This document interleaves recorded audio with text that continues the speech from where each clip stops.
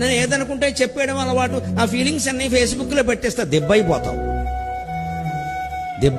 దెబ్బ రొట్టె అయిపోతావు. ఫీలింగ్స్ అన్ని ఫేస్బుక్లో పెడతావా, 10 మంది తగులుకుంటారు అక్కడికి వచ్చి. నా ఫీలింగ్స్ పెడతాను కానీ వారిని అందరినీ అలా అనమని నేను అలా పెట్టాక అంటారమ్మా, పెట్టాక అంటారు. నువ్వు ఎందుకు పెట్టావు అసలు?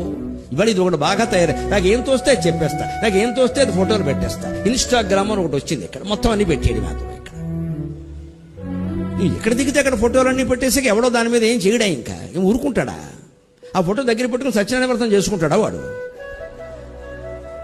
చేస్తున్న పనులు ఎలా ఉన్నాయి, జరుగుతున్న కార్యాలు ఇవి మొత్తం హత్యాచారాలకు వెళ్ళిపోతున్నాయి. చివరికి ఇలా పెరిగి కదా అంతవరకు వెళుతోంది మనిషి కామవాంఛ.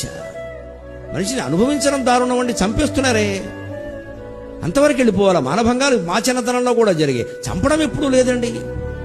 ఇప్పుడు అంతవరకు వెళ్ళిపోయింది పరిస్థితి, ఎందుకంటే విపరీతం అయిపోతుంది. అందరూ జాగ్రత్తగా ఉండవలసిందే.